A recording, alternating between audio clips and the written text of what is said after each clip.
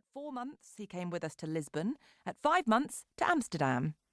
He couldn't have been a lovelier or easier companion.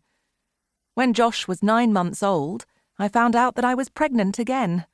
Surely 2 little travel buddies would be even better than 1.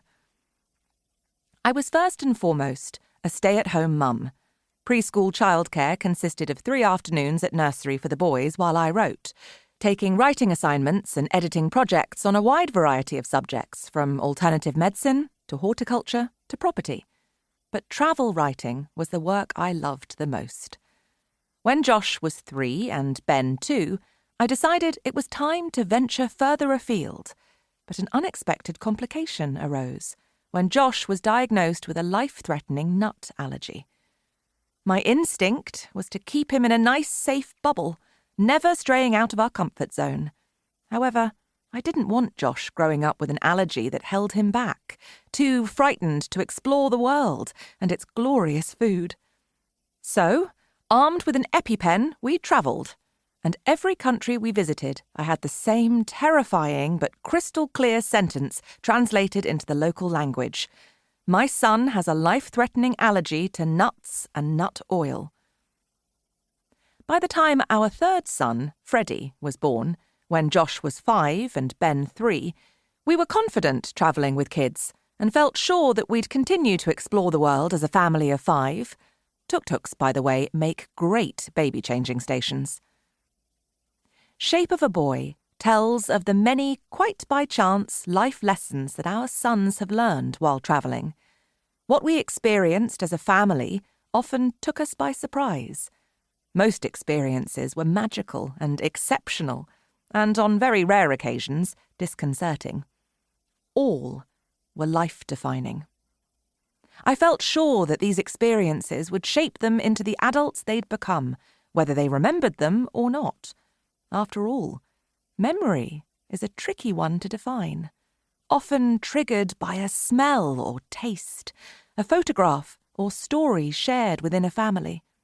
Remember the time when Our conversations so often begin like this. Chapter 1. Israel and Jordan. A lesson in parenthood. With Ernie, Josh, in utero, age 15 weeks. Travel journal entry. 1st of March, 2000. Jerusalem, Israel. Oh, little town of Bethlehem, how noisy, stroke crowded, stroke commercial, we see thee lie. I was glad to escape the scrum of tourists in Manger Square and head to the Chapel of the Milk Grotto, which, as excursions go, will probably rank as one of my weirdest. Said to be the spot where Mary hid in an underground cave to breastfeed Jesus as she and Joseph fled from King Herod, there was a small queue of devotees waiting to pray to Our Lady of the Milk. Feeling more than a little ridiculous, I joined them. So, the story goes that drops of Mary's milk fell to the ground, turning the brown stones a creamy white. It's a stretch for the imagination, even though there's evidence displayed, a piece of the original brown rock that Mary's squirting breasts failed to hit.